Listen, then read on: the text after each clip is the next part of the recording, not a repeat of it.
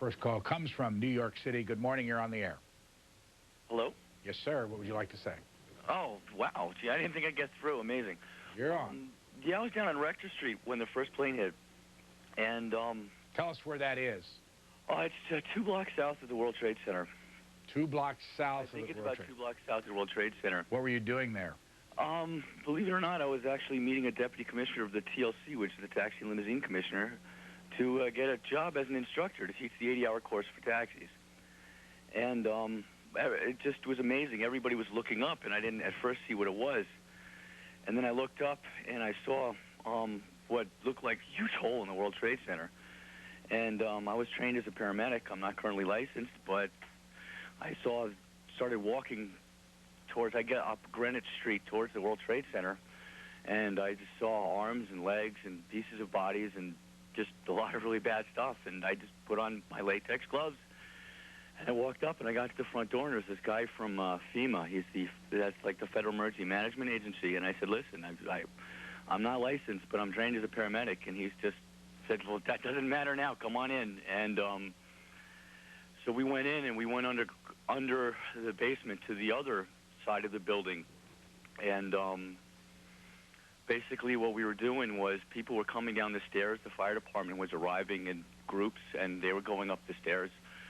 And there was a group of us, and what was happening was people were leaving out the exits, and they were getting killed by debris that was falling.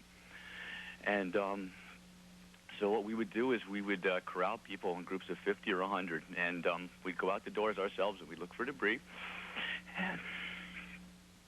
And then we'd tell them go, and they'd run out in groups, and we just did that maybe 15 or 20 times when the second plane hit. And at that point, I just started cursing, and I turned to this FBI agent, and I just said, like, where's the air support? I mean, aren't we supposed to be prepared for this?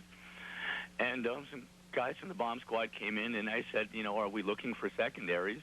Because my first thought was that they missed the first time. They're not going to miss this time. They're definitely going to bring it down. And my thoughts were that the planes were just a distraction. They probably had bombs actually, in the garage or whatever again, and that's what their main intention was. Just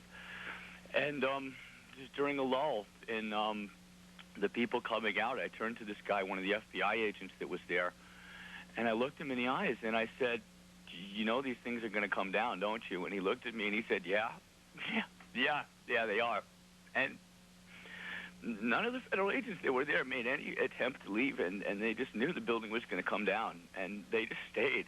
And I don't think the firemen, the looks on their faces when they went up the stairs, I don't think they thought they were going to get out either. I think everybody just kind of knew what was happening, and we were just trying to get out as many people. Entrance to the Trade Center, and he says, go there and help. I said, look, I'll stay with you. And he says, no, go. And